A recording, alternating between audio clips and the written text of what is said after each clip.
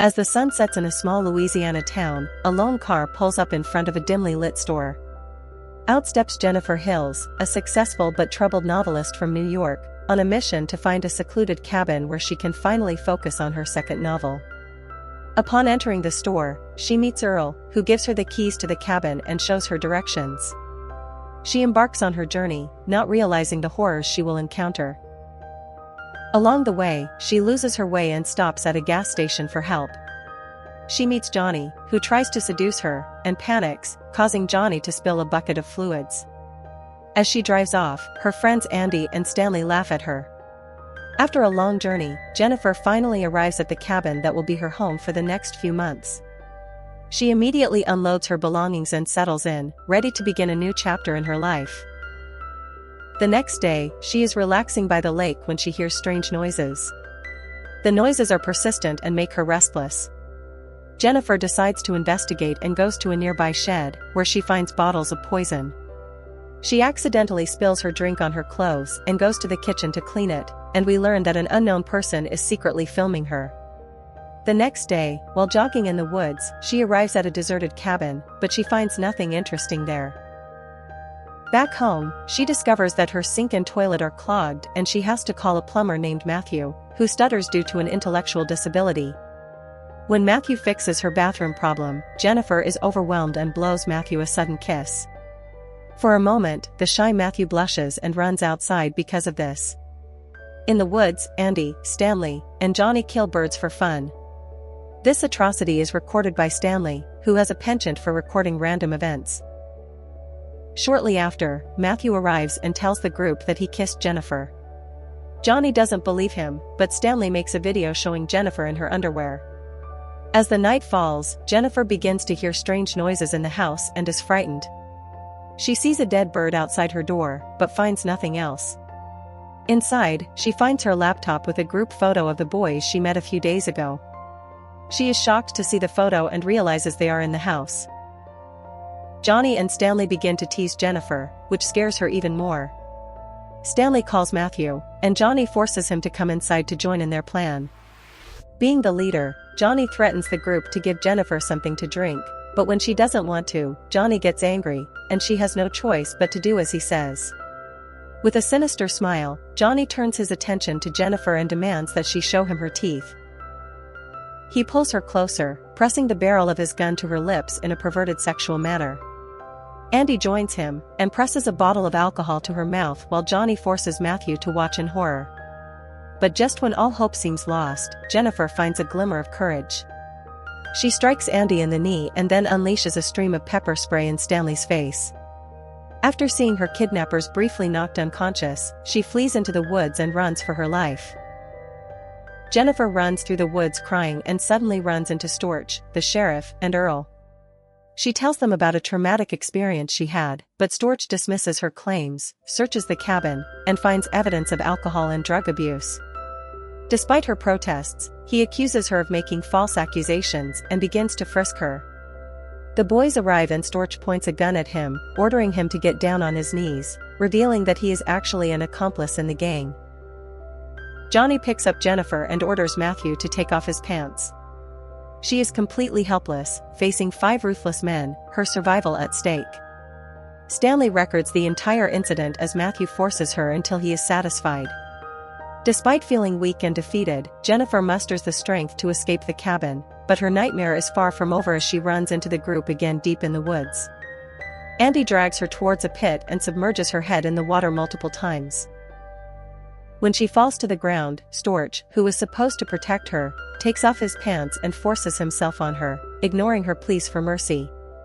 After the men attack Jennifer, she wakes up badly injured. She gets up and staggers deeper into the woods, pursued by the men. She reaches a bridge where Storch is about to shoot her, so she jumps into the river and disappears. After Jennifer escapes, the group tries to find her but fails. They try to cover up the crime by destroying evidence, especially Stanley's recording. The local sheriff and one of the group members, Storch, goes home as if nothing happened and spends the night with his family without any regrets. The next day, Storch stops at Earl's store and tells him that Jennifer left without telling them. Weeks pass, and the group continues on as if nothing happened. However, Matthew is the only one who feels guilty and spends most of his time in the woods. One day, he sees a ghostly figure of Jennifer, and he covers his eyes in fear and is convinced that Jennifer is haunting him. While Andy and Johnny are hanging out for drinks, they see Stanley running toward them with a worried voice. He tells the boys that his camera was stolen, and then reveals that he kept the controversial tape. Johnny gets angry and starts beating Stanley for endangering them. That night, Johnny hears strange noises and finds a dead bird on his porch. He tries to remove it, but it reappears. He hears the sound again, runs outside and finds Jennifer's slipper. He tries to trace the source, but fails. Meanwhile, Storch arrives home and finds that a parcel has arrived, and inside is a tape of Stanley. Filled with fear, he rushes out to meet the people, who panic when they see him. He threatens Stanley, thinking he is playing a prank on him.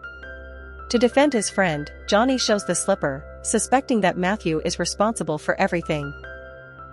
On a hunting trip, Storch takes Earl with him and kills him, thinking he is a little guilty because he saw Storch go back to the cabin with Jennifer. Matthew returns to the cabin where he hears Jennifer's voice calling for him. He falls down the stairs and is knocked unconscious. When he wakes up, he finds Jennifer alive and well on the couch. She asks him to sit next to her, and he repeatedly apologizes for what he did.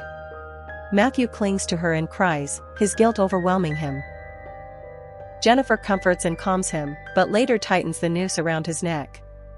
Matthew continues to apologize despite gasping for breath, but Jennifer replies that an apology is not enough.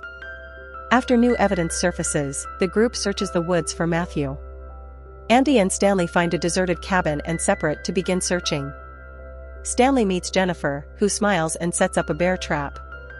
He calls Andy, but both are hit by a bat and knocked unconscious by Jennifer.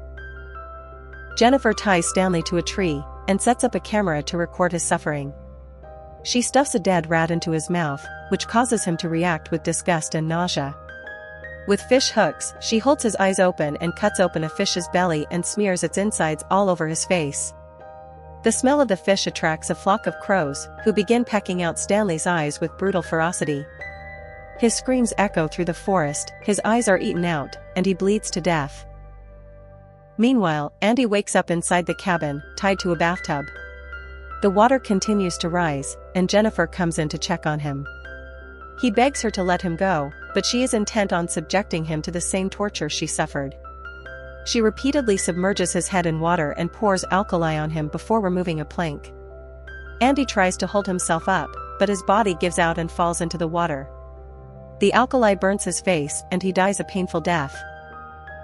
The next day, Jennifer stops at the petrol pump where Johnny works. She plays the role of an attractive woman, wears a short skirt and flirts with him. As he approaches, she attacks him and drags him back to the cabin. Once there, she ties him to the ceiling, leaving him naked and unprotected.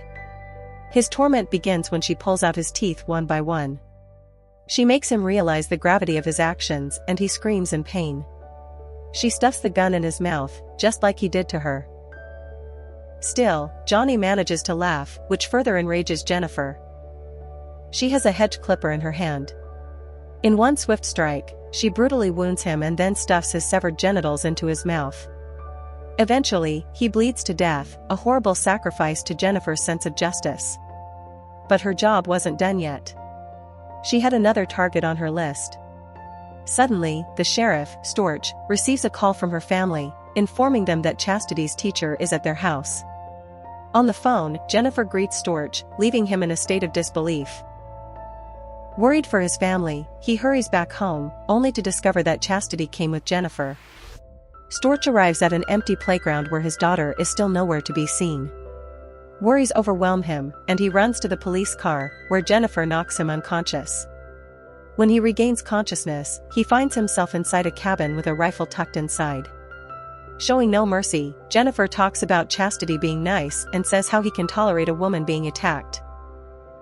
She rams the rifle further inside, causing the sheriff unimaginable pain.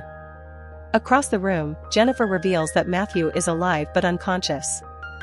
A cord attached to the trigger is tied around Matthew's wrist, which will kill both men if he moves. At this point, Storch desperately begs for his life, but Jennifer completely ignores him, unconcerned by his screams. Jennifer leaves the cabin, patiently waiting for the situation to take its turn.